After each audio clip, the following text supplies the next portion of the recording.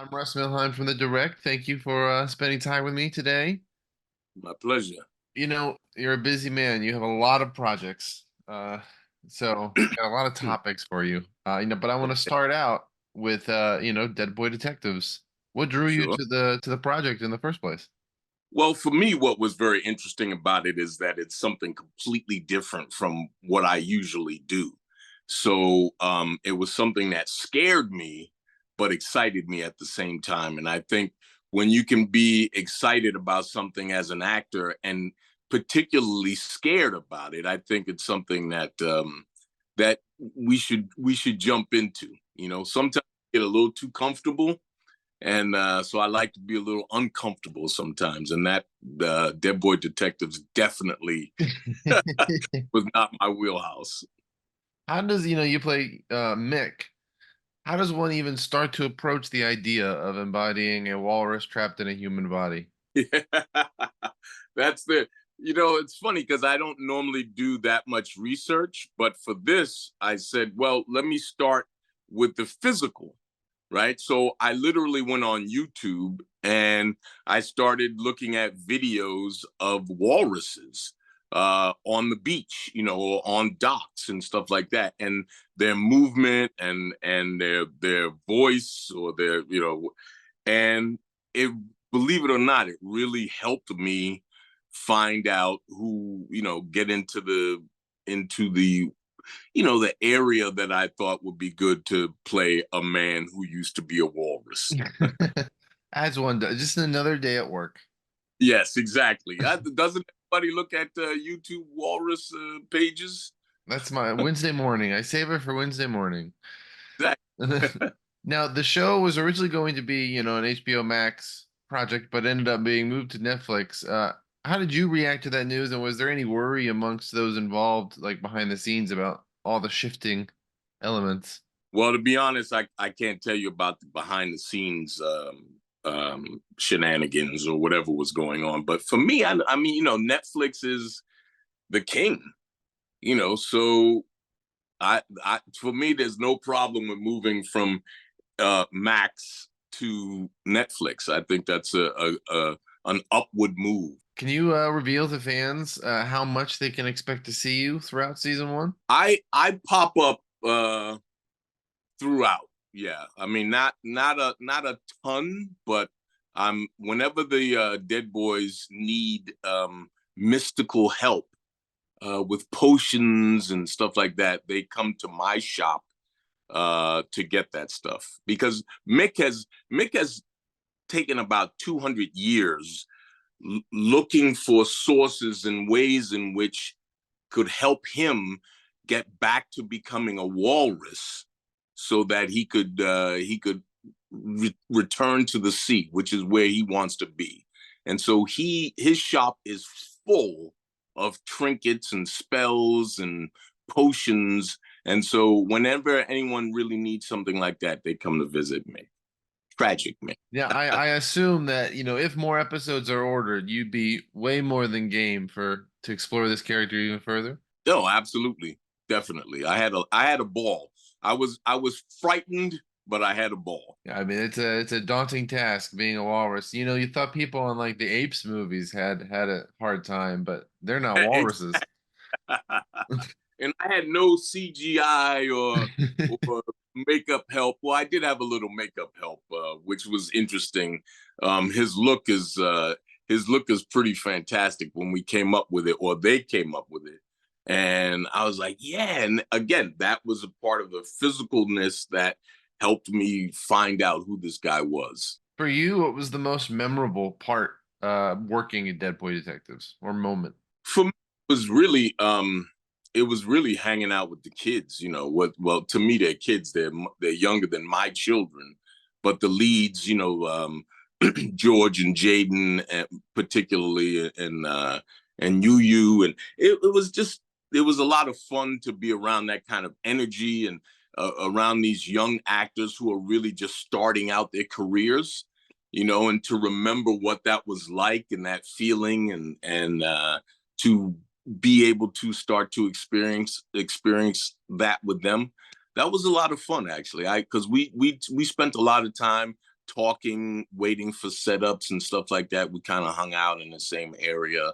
So I really appreciated that, because a lot of times you just go back to your trailer and you wait and you hang out. And I prefer being on set and getting involved in some conversation. And so I got to know them in a way that I wouldn't if I had been in my trailer. Now, jumping back a little bit, out of every set you've ever worked, which production do you think has been the most challenging for you? Oh my God. I know. I'd have to think about that. It's been 40 years. A But long history there. the long line, yeah. So I don't know. I couldn't answer that right off the top of my head. Well, if it comes to you, you just let me know. I Um, will. now I'm a huge Saw fan. So, Yeah. of course I saw you in Saw 10, where you did something pretty bad, got caught up in a trap. What was it like filming that post-credits moment? It was, it's weird because when you think, oh, it's just a movie, but when you're putting that situation and my hands are up above me and they have this contraption on me that obviously doesn't work, thank God. But, you start to go, wow, this is, if you were really in this situation, you're literally helpless and you're about to have your insides ripped out. It was and to think that we were on the original, obviously not the original, but the original set. And it's great because they actually took the time to place the background artists from the first movie into the background, so that you because this is supposedly happens, I think, after the first one. Yeah, in between one, yeah. So it was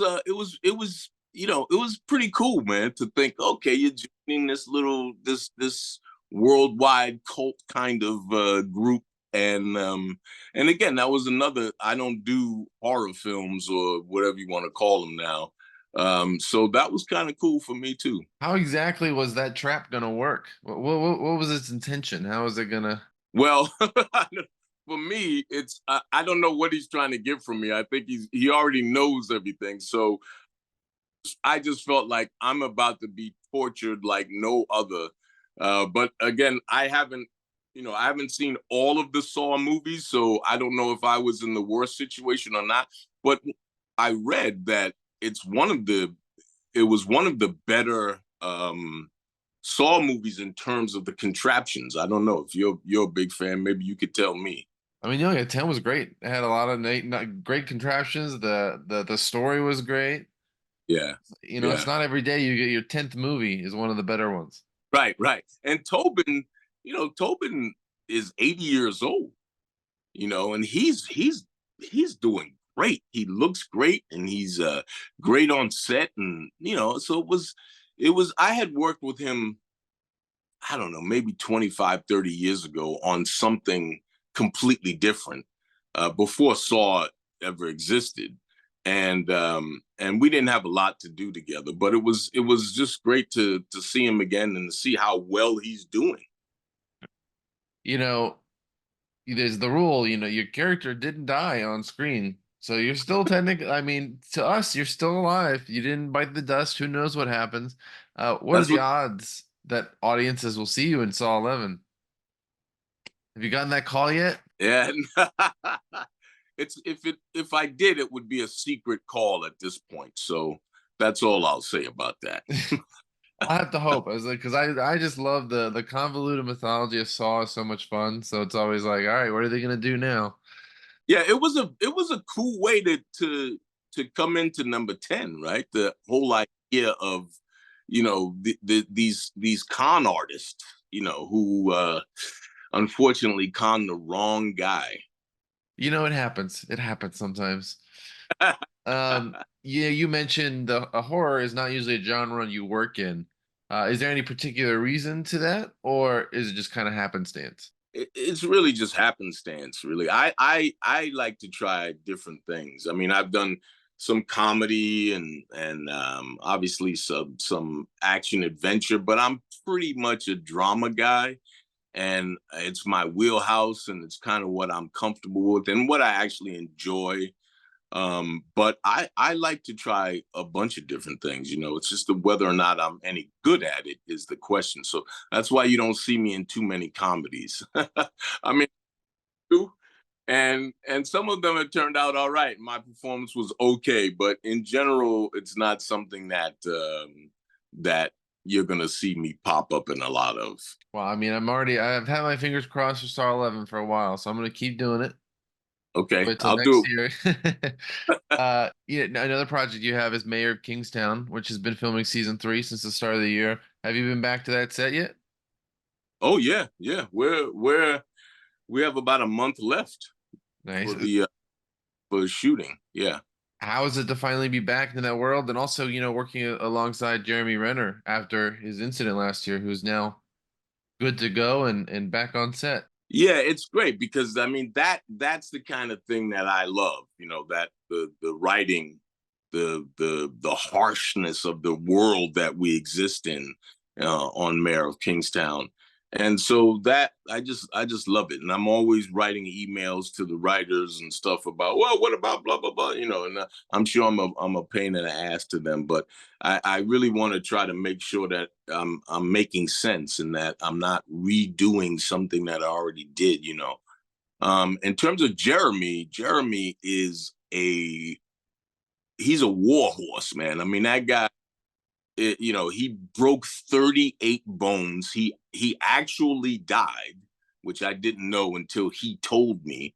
And he's been coming back, and he says he wasn't sure how it would be, but he was ready. And he says every week he feels stronger and stronger, and there's been no interruption because of his physical abilities or not. He's in there doing it. Man, that's He's great.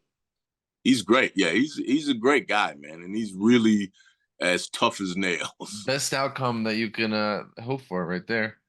Exactly. And his nephew, who he saved, works on the show. So you get a couple of perspectives, and they are not shy about telling you what was going on and how they felt, and all of that stuff. So it's a unique perspective to the story of how Jeremy Renner got run over by a snowplow. Now, I know the show's not out yet, but are there any teases that you can offer up as to what fans can expect from your character in this upcoming season? Teasers. That's a good question. He goes through a lot. Mayor of Kingstown. I think this season's a little more intimate.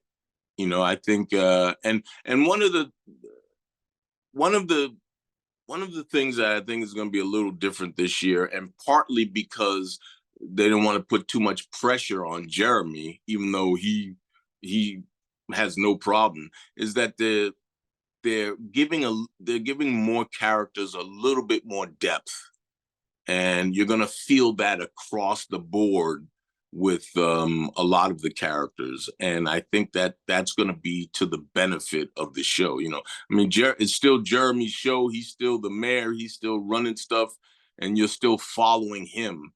But it opens up a little bit more for the other characters. Jumping to a kind of a general question here. Hopefully, it's not too big as the other one, but is there any in all of the projects you've done, what are some of the most notably unique kind of learning experiences that have been vital to you growing as an actor? Has there been any like project that you're like that really helped me grow?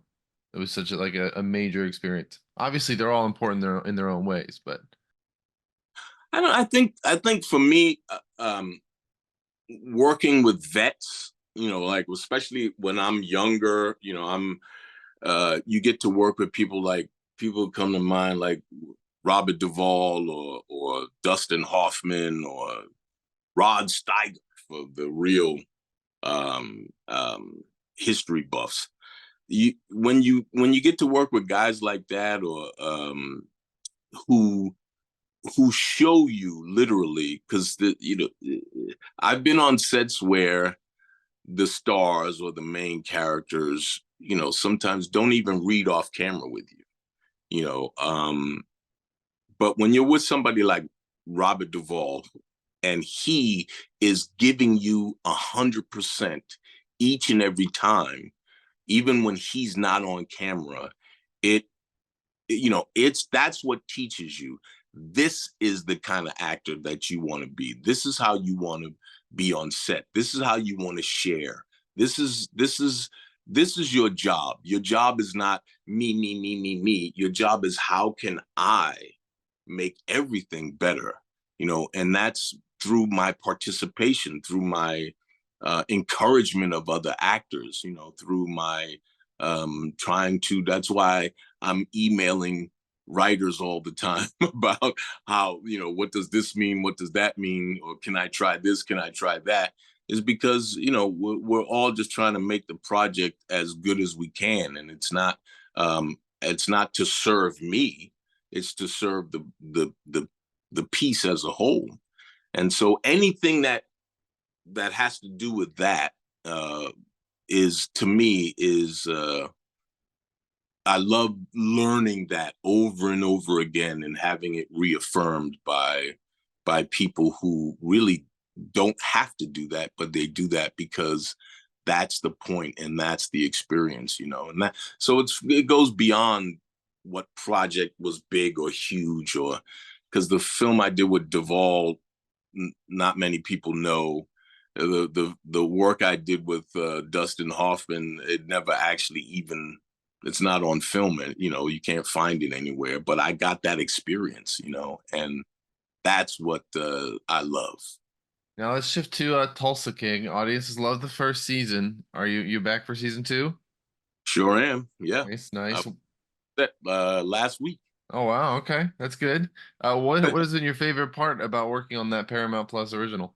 I think the story. I love the relationship between my son and I, and how we really get to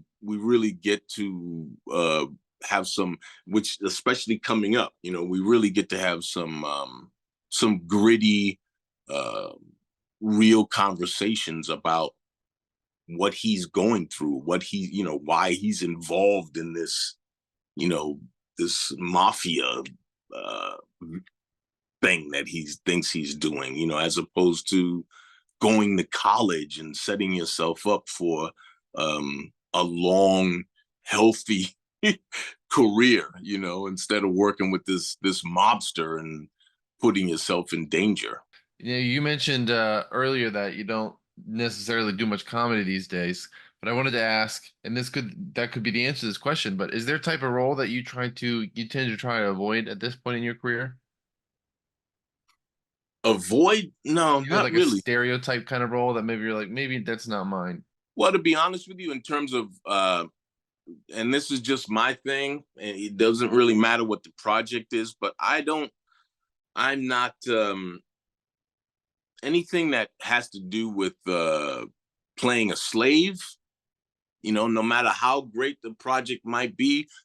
That's, for whatever reason, I'm just not interested in that, to play an enslaved person, um because of, I just want to move on, from that. But I think in terms of a particular type of role, no, I want to do as much as I can, as much as anybody would be interested in having me play, even if I'm scared, and even if I may not be able to give it, I'll give it my all, but I may not be, in the end, I be what they were looking for. I'll try. One of the last projects I want to talk about is Kingdom Business. How does your work on that series compare to all your other experiences recently? You have like a handful of shows that you're all working on, going back and forth. So how does that one stick out from the pack? I think the intention behind it, like the idea that, so many people, I'm not a religious person, but so many people that when they see a religious person fall short, then they're able to jump on them and go, yeah, see, well, you're supposed to be a religious person. And it's like, well, that's the whole point, right? Is that we all fall short. It doesn't matter, but the idea of having something to believe in, like, I'm not sure if I believe in God or who Jesus was. I know he existed, but if he was the son of God, but I'm not really interested in putting down those who do believe that. And I believe that people should have the right to hold those beliefs. And I think Kingdom Business is a show where we're showing people that do have that beliefs, and we're showing their wrongdoings, the fact that they are human like everyone else, and there's finding themselves again and again and again. I think that's what we should always be doing, whether or not it's in search of God or in search of our own morality. So I really enjoyed working on that show. I love the people on it, and I love the even I just Yolanda Adams. I don't know if you know much about her, but to be honest, I did not before I started working on the show, but I just became a real big fan of hers. And she's a wonderful person, and she's full of talent, and she knows she's growing as an actress, and she from the time we started to the time well, I don't know if we're over yet, but into the second season, she really did grow. She was fantastic. Now my last question for you. We talked a lot about all the roles that you have, and what do you want to tackle the most next? What is there a role that you're like, that I really want that to happen? Kind of a dream role that you haven't had? No, I don't think there's a dream role. I think more so there's people I want to work with. Like, for me, one of the greatest actors ever is Meryl Streep. And so if somebody said, "Hey, Michael, you're gonna walk across screen and Meryl Streep is gonna walk past you," I would probably jump on it, because I just find her to be. I've been watching her since the '70s, and I just find her to be just one of the best to ever do it. And I would love to work with Meryl Streep. So that is not a particular part for me that I'm looking for, but to be able to be in the presence of people that I admire, and people that I think I've learned from as an actor, and would learn from if I happen to be lucky enough to be on set with them. And there are others as well, but she would be the pinnacle for me. The experience. Yes, exactly. Well, thank you for talking to me today about all these projects. I'm going to keep my fingers crossed that you make it out of your saw trap. Right. You said there was a physical trap, so they actually built one. You had something on you? Yeah, I had to get it fitted. So it was a couple of days before we actually shot that scene. So yeah, we had to make adjustments and stuff like that, and make sure that it wasn't really digging into my sides. So yeah, It would have been too real if it was that tight. Yes, and we did have to adjust it because initially it was pretty tight, but that's what they do, man. So I just put my faith in them. Yeah. Well, again, thank you very much. I look forward to your current project, Dead Boy Detectives, coming out, and everyone gets to see that. And right, that's it. And I've seen it, and it's a lot of fun. Dead Boy Detectives is, it's not necessarily for kids, yeah, but for young adults, and it is a lot of fun.